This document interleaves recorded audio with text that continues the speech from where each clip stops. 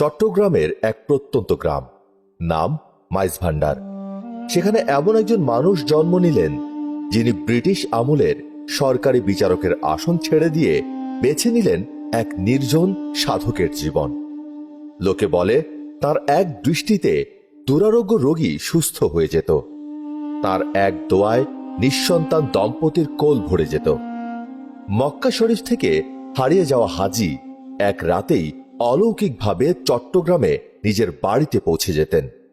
এমনকি বনের হিংস্র বাঘও নাকি তার সামনে এসে মাথা নত করত। এই মানুষটি কে? কিভাবে তিনি হয়ে উঠলেন বাংলার লক্ষ লক্ষ মানুষের হৃদয়ের গাউসুল আজম? আর কেন আজও তার ওফাতের 120 বছর পরও প্রতিদিন হাজার হাজার মানুষ ছুটে যান তার মাজারে? আজকের ভিডিওতে আমরা শুনব সৈয়দ আহমদ উল্লাহ মাইজভান্ডারী রহমতুল্লাহ আলাইহির সেই বিস্ময়কর জীবন কাহিনী। চলুন শুরু করা যাক। এই কাহিনীর শুরু আসলে কয়েকশো বছর আগে। সৈয়দ আহমদ উল্লাহ এর পূর্বপুরুষরা ছিলেন আওলাদ রসুল, অর্থাৎ মহানবী হযরত মুহাম্মদ সাল্লাল্লাহু আলাইহি সাল্লামের বংশধর। তারা প্রথমে মদিনা শরীফ থেকে বাগদাদে আসেন, এরপর দিল্লি হয়ে মধ্যযুগের বাংলার রাজধানী গৌড়ে এসে বসতি স্থাপন করেন। তার দাদার দাদা সৈয়দ হামিদ উদ্দিন গৌড় ছিলেন গৌড়ের নিযুক্ত ইমাম এবং কাজী।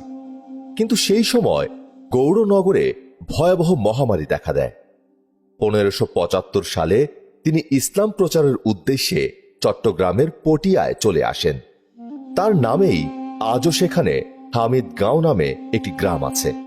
তার ছেলে সৈয়দ আব্দুল কাদের ফটিকছড়ির আজিমনগরে ইমামতির দায়িত্ব নিয়ে আসেন।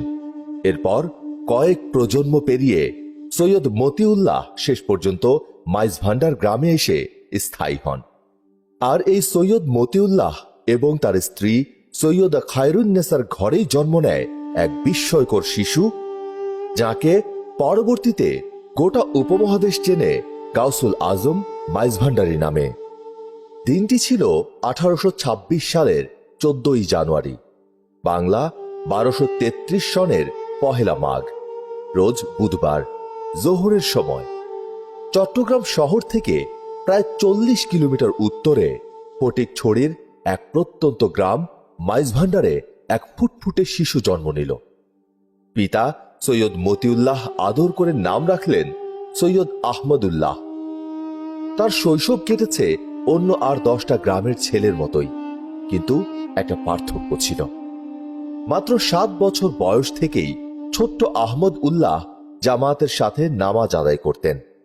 কানে আজানের ধ্বনি আসা মাত্রই অস্থির হয়ে পড়তেন। কখন মসজিদে যাবেন, কখন আল্লাহর দরবারে দাঁড়াবেন। 4 বছর বয়সে নিজ গ্রামের মক্তবে শুরু হলো আহমদুল্লাহর শিক্ষা জীবন।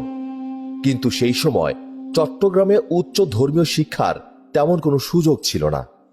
তাই বড় হয়ে তিনি পাড়ি জমালেন তৎকালীন ভারতবর্ষের জ্ঞান চর্চার রাজধানী কলকাতায়। কলকাতা আলিয়া মাদ্রাসা সেই যুগে ভারতবর্ষের অন্যতম শ্রেষ্ঠ ইসলামী শিক্ষা কেন্দ্র। 1268 হিজরিতে আহমদ উল্লাহ এই মাদ্রাসা থেকে অসাধারণ কৃতিত্বের সাথে চূড়ান্ত পরীক্ষায় উত্তীর্ণ হলেন। তিনি গভীর পাণ্ডিত্য অর্জন করলেন, অর্থাৎ ইসলামী জ্ঞানের প্রায় প্রতিটি শাখায়। ভাষা জ্ঞানেও তিনি ছিলেন অসামান্য। আরবি, ফার্সি, উর্দু এবং বাংলা 4টি ভাষাতেই তার ছিল সাবলীল দখল। মানুষ তার ওয়াজ নসিহত শোনার জন্য পালকি পাঠিয়ে তাকে দাওয়াত করত। তার বক্তৃতার খ্যাতি ছড়িয়ে পড়েছিল গোটা বঙ্গদেশে।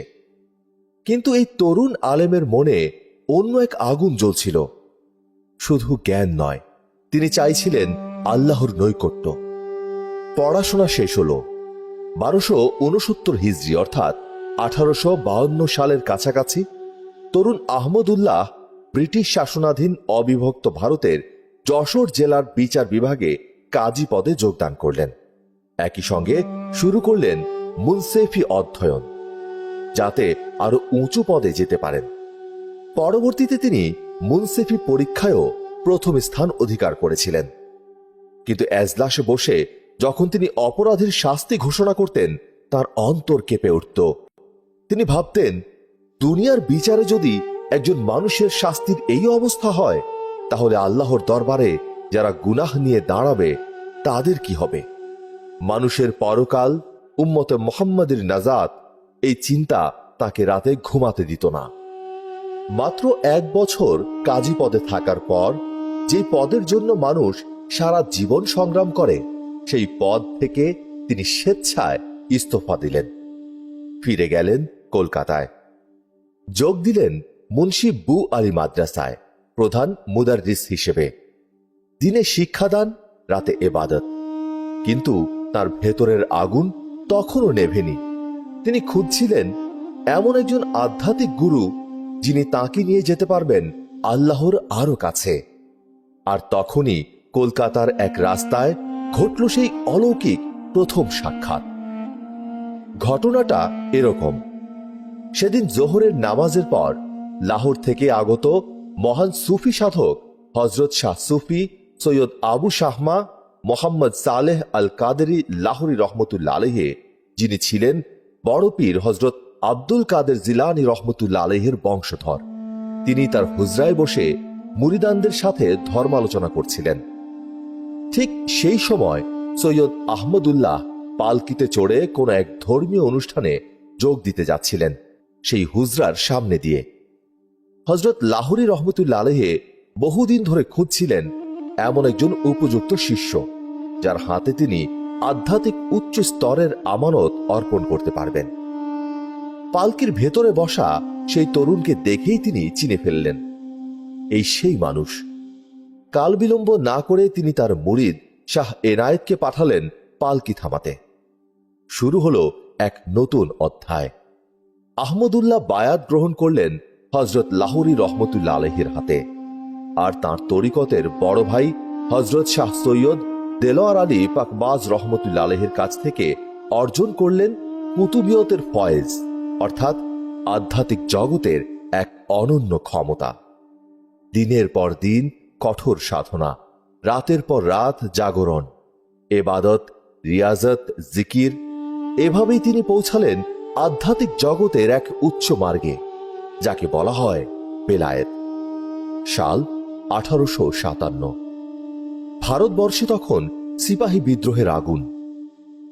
কিন্তু সেই অস্থির সময়েই তার পীরের নির্দেশে সৈয়দ আহমদুল্লাহ ফিরে এলেন তার জন্মভূমি মাইজভান্ডার গ্রামে। প্রথমে কেউ জানত না এই মানুষটির আধ্যাত্মিক মর্যাদা, কিন্তু ধীরে ধীরে যেন বাতাসে ছড়িয়ে পড়ল তার কামালিয়াতের কথা। হাজার হাজার মানুষ ছুটে আসতে লাগলেন। কেউ এসেছেন রোগ থেকে মুক্তি চাইতে, কেউ এসেছেন সংসারের অভাব দূর করতে, কেউ এসেছেন শুধু এক ঝলক সেই নুরানি চেহারা দেখতে। প্রত্যন্ত সেই গ্রাম্য বাড়ি রূপ নিল এক বিশাল আধ্যাত্মিক দরবারে। লোকমুখে এর নাম হয়ে গেল মাইজভান্ডার দরবার শরীফ। আর সৈয়দ আহমদ উল্লাহ পরিচিত হলেন একটি নতুন উপাধিতে, গাউসুল আজম মাইজভান্ডারী। জন্ম নিল উপমহাদেশের অন্যতম প্রভাবশালী সুফি তরিকা মাইজভান্ডারী তরিকা। এই অধ্যায়টা আসলে এই ভিডিওর সবচেয়ে আশ্চর্যজনক অংশ, কারণ এখানে আমরা জানব সেই সব ঘটনা যা শুনলে গায়ে কাঁটা দেয়। এগুলো বিভিন্ন গ্রন্থে এবং প্রজন্ম থেকে প্রজন্মে লোকমুখে প্রচলিত। চলুন এক এক করে এবার দেখা যাক। বলা হয়, একবার এক হাজী সাহেব হজ শেষে মক্কা শরীফে আটকা পড়েছিলেন। বাড়ি ফেরার কোনো উপায় নেই, সঙ্গে অর্থ সম্পদও নেই। তিনি অসহায় হয়ে স্মরণ করলেন গাউসুল আজম মাইজভান্ডারী রহমতুল্লাহ আলাইহিকে। এবং কথিত আছে, হজরতের আধ্যাত্মিক প্রভাবে সেই হাজী সাহেব মাত্র 1 রাতের মধ্যে মক্কা শরীফ থেকে চট্টগ্রাম শহরে ফিরে এসেছিলেন।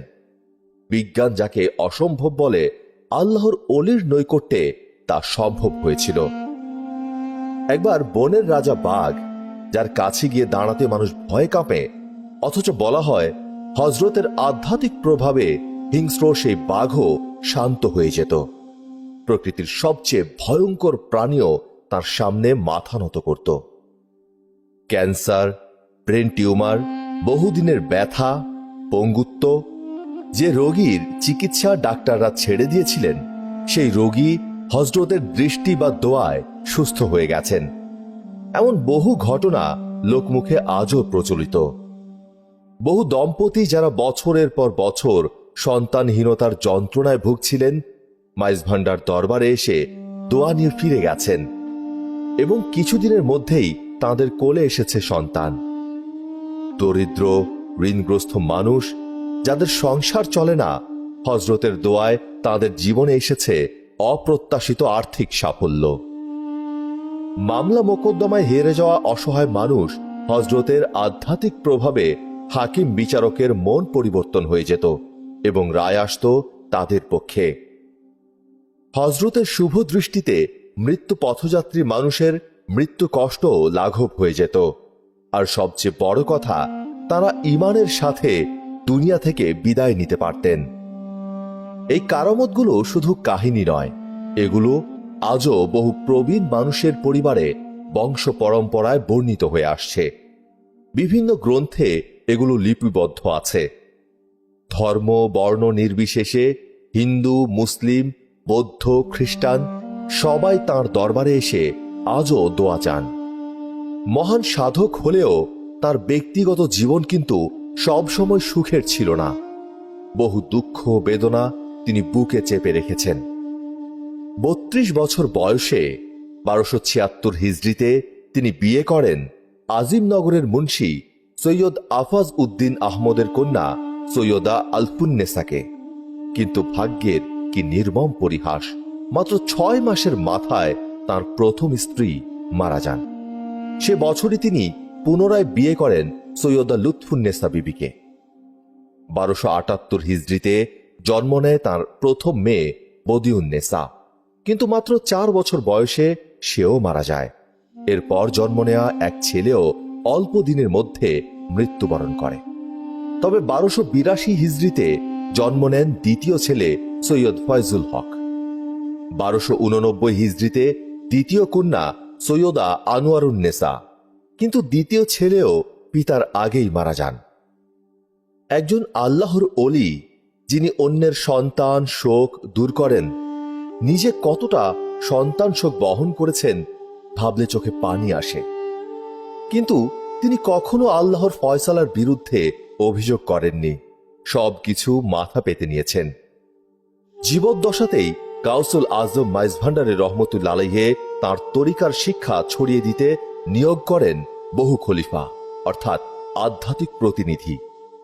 বিভিন্ন গ্রন্থ ও প্রকাশনায় তাঁর ২০৪ জন খলিফার নাম পাওয়া যায়। এই খলিফারা ছড়িয়ে পড়েন বাংলার প্রতিটি অঞ্চলে: চট্টগ্রাম, ঢাকা, সিলেট, কুমিল্লা, নোয়াখালী, ভারতের আসাম, ত্রিপুরা, কলকাতা পর্যন্ত। সৈয়দ আহমদ উল্লাহ মাইজ ভান্ডারী রহমতুল্লাহ আলাইহির শেখানো মূল শিক্ষাগুলো সহজ: আল্লাহকে ভালোবাসা, রাসূল সাল্লাল্লাহু আলাইহি সাল্লামের সুন্নাহ অনুসরণ করা, মানবতার সেবা করা এবং অন্তরকে পরিশুদ্ধ রাখা। জীবনের শেষ দিকে এক জুমাবারে গাউসুল আজম মাইজ ভান্ডারী রহমতুল্লাহ আলাইহি এলাকার সমাজপতি ও জনগণকে একত্রিত করলেন। তার পবিত্র হুজরা শরীফের দোয়ার মেহরাবে সবার সামনে তিনি ঘোষণা করলেন, তার আধ্যাত্মিক উত্তরাধিকারী হবেন তার আদরের নাতি সৈয়দ দেলোয়ার হুসাইন মাইজ ভান্ডারী রহমতুল্লাহ আলাইহি। তাঁকেই গদি শরীফে বসানোর ঘোষণা দেয়া হলো। এখানে একটা রহস্যময় কারামতের ঘটনা আছে। তিনি বললেন, দেলাময়নাই আমার গদিতে বসবে। বড় ভাই মীর হাসানকে বললেন নাবালক, আর ছোট ভাই দেলোয়ার হুসাইনকে বললেন বালেগ। কেউ তখন এই কথার অর্থ বুঝতে পারেনি, কারণ বাস্তবে বড় ভাই বয়সে বড় ছিলেন, ছোট নন। কিন্তু হযরতের ওফাতের ঠিক ৪৩ দিন পর যখন বড় ভাই মীর হাসানও মৃত্যুবরণ করেন, তখন সবাই বুঝতে পারলেন সেই রহস্যময় বাণীর অর্থ। এটি ছিল তার অসংখ্য কারামতের একটি, ভবিষ্যৎ জানার ক্ষমতা। এরপর এলো সেই দুঃখের দিন। ৭৯ বছর বয়সে ২৩ জানুয়ারি ১৯০৬ খ্রিস্টাব্দ, ১০ মাঘ ১৩১৩ বঙ্গাব্দ সোমবার দিবাগত রাতে গাউসুল আজম হজরত মাওলানা সৈয়দ আহমদ উল্লাহ মাইজ ভান্ডারী রহমতুল্লাহ আলাইহি ইহলোক ত্যাগ করলেন। প্রতি বছর ৮, ৯ এবং ১০ মাঘ ৩ দিন ব্যাপী বিশাল ওরস শরীফ অনুষ্ঠিত হয় তাঁর স্মরণে। লক্ষ লক্ষ মানুষ অংশ নেন এই ওরসে। মাইজ ভান্ডার দরবার শরীফ শুধু একটি মাজার নয়, এটি বাংলাদেশের সবচেয়ে বড় সুফি কেন্দ্রগুলোর একটি। প্রতিদিন হাজার হাজার মানুষ আসেন এখানে। ধর্ম, বর্ণ, জাতি কোনো বাধা নয়। হিন্দু, মুসলিম, বৌদ্ধ, খ্রিস্টান সবাই আসেন তাঁদের ফরিয়াদ নিয়ে। আল্লাহ আমাদের সবাইকে এই মহান ওলিদের শিক্ষা থেকে উপকৃত হওয়ার তৌফিক দান করুন। আমিন।